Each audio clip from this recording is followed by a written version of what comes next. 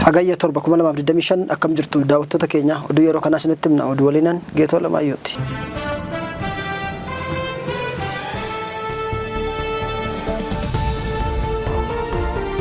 Ganna kana manneen murtii federaalaa boqonnaaf cufamaniiru waan ariifachiisaaf tajaajilli kennamu itti fufa. Labsiin manneen murtii federaalaa ba'e lakkoofsi 1234 muraa 13 keeyyata 38 keeyyata xiqqaa 3 keessa akka taa'etti manneen murtii boqonnaaf wayita cufaman tajaajilli ariifachiisaa ta'an kennamu itti fufa.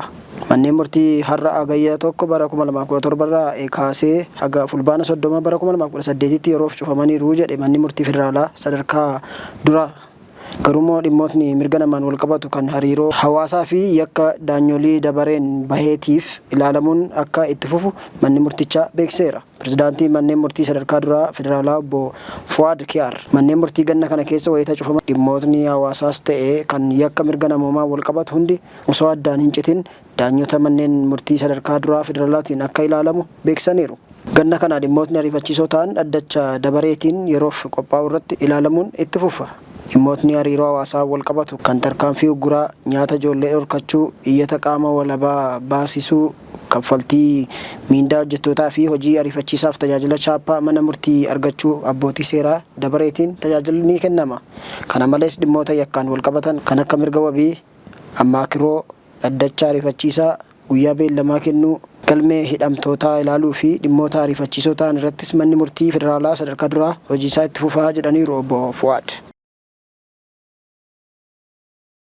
Hizballaan meeshaa waraanaa hiikkadhu hin qabu jedhe. Waraannii fi dhaabni siyaasaa Libaanos keessatti dhageettii guddaa qabu Hizballaan ajaja meeshaa hiikkadhu jedhu mootummaan biyyattii dabarse akka hin fudhanne beeksise. Dhaabni siyaasaa fi waraanaa Hizballaan akka hiikkatu murtee mootummaan Libaanos murteesse ilaalchisuun roobii kaleessaa hagayya 7,2025 ibsa baaseen akka jedhetti ajaja darbe sana akka waan hin jirreetti ilaala. Cubbuu guddaadhas jechuun dubbichatti bishaan itti naqeera.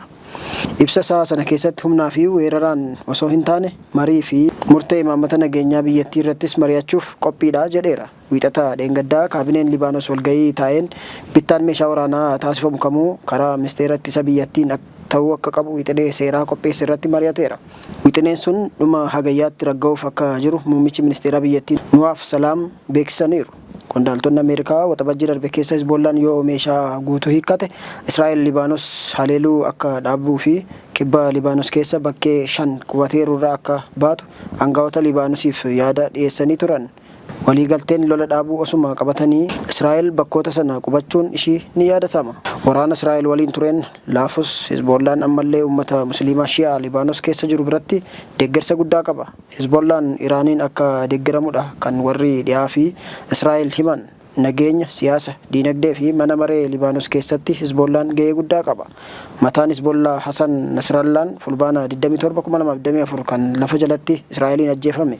Ergasii dhaabichi akka durii jabaa ta'uu baatus hin hiikkadhu jechaa jira. Dhimmi hiikkadhu jedhu kun uummata Libaanos keessatti sodaa uumeeraa jedhu BBC fi The Guardian.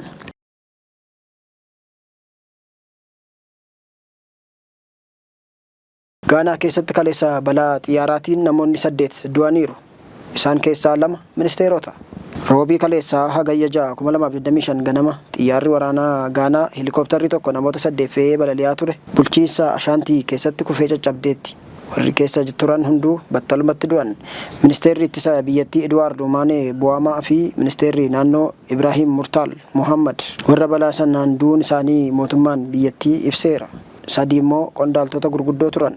Helikoophtar Z9 abbummaan ishii kan waraana biyyattii turte balaliisaa dabalatee namoota 8 feetee balali'uu erga eegaltee daqiiqaa muraasa booda toora quunnamtii irraa akka badde Julius Dibara wabeeffatee Aljeeziraan gabaaseera. Hojjettoota xiyyaarittii 3 malee warri du'an 5 ministeerotaa fi qondaaltota mootummaa gurguddoo turan. Pirezidaantiin Gaanaa Joon Mahama maatii warra du'aniif jajjabina hawwanii guyyaa gaddaa 3 labsaniiru. Sababni balaa sanaa ammatti kanadha kan jedhame jiraatu baatus mootummaan ni qoratama jedheera.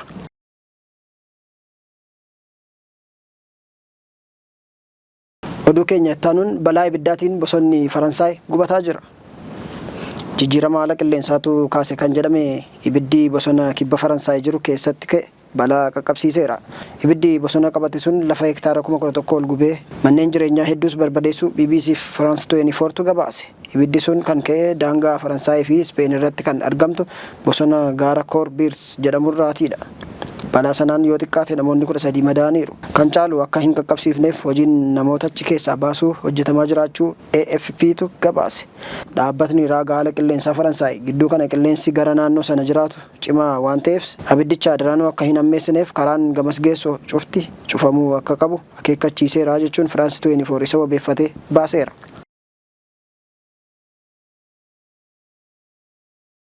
Oduu keenya xumuraatiin pirezidaantiin Ameerikaa Raashiyaa qaamaan arguuf beellama qabachuun dhaga'ameera. Pirezidaantiin Ameerikaa Doonaald Tiraampii fi gitni isaanii kan Raashiyaa Vilaadimiir Puutiin qaamaan wal arginee haa mari'annu jechuun walii galaniiru. Kan wal arguuf jiran torbee dhufu keessa ta'ee bakki isaa eessa akka ta'e ammaaf ifa hin taasifamne. Doonaald Tiraamp wayita duula na filadhaa geggeessaa turanitti yoo mo'adhe lola Yukireeniif fi Raashiyaa gidduu guyyaa tokkotti dhaabsisaa jedhanii waadaa galanii turaniiru. Erga masaraa seenanii baatii 8ffaa qabataniiru. Garuu lolli biyyoota lamaan gidduu waggaa 3 fi 4ffaa keessa jiru hin qabbanoofne. Yukireeniif fi Raashiyaan akka ta'anii mari'ataniif Tiraamp michoota isaanii wajjin waamicha gochaa turaniiru. Jiilas gara Moskoo fi Dubaayitti erganii dhiibbaa gochaa turaniiru. Amma pirezidaantonni lamaan qaamaan wal arganii dhimma lola sanaa irratti dubbachuuf akka karoora qabatan Tiraamp mootummoota Awurooppaa gurra buusaniiru jedha New York Times. Warri dhimmicha keessa beekan lama dhugaa ta'uusaa madda kanarratti himaniiru. Maddi oduu Raashiyaa Sputnik jedhamus wanti jedhame sun dhugaa ta'uu dubbii himaa mootummaa Raashiyaa irraa mirkaneeffatee biyyi isaan itti wal arguuf jiran dhiyootti ifa ta'uuf jira jedhameera. Jiilli Ameerikaa kan Steve Wifkootiin durfamu roobii kaleessaa Moskoo keessatti Puutiin wajjin sa'a 3f erga mari'ate booda oduu tole jedhu kan dhaga'ame. Tiraamp ergasiitii Yukireenii fi biyyoota Awurooppaaf dhimmicha ifa godhaniiru. Dura Puutiin waliin erga wal arganii booda sadan isaanii jechuun Ameerikaa, Yukireenii fi Raashiyaa qofaatti ta'anii akkaataa lolli dhaabbachuu qaburratti mari'achuuf akka jiran jaraatti himaniiru.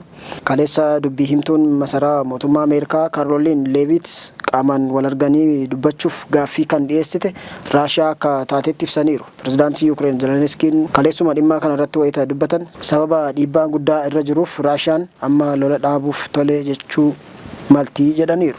Akkuma jedhame yoo pirezidaantonni lamaan qaamaan wal argan waggaa 4 booda isa jalqabaa ta'ee galmaa'uuf jira. Inni dhuma pirezidaantonni Ameerikaa fi Raashiyaa kan wal argan waxabajji keessa bara 2021 Joo Baayidanii fi Puutiin Jeenevaa keessattidha kan wal dubbisanii ture.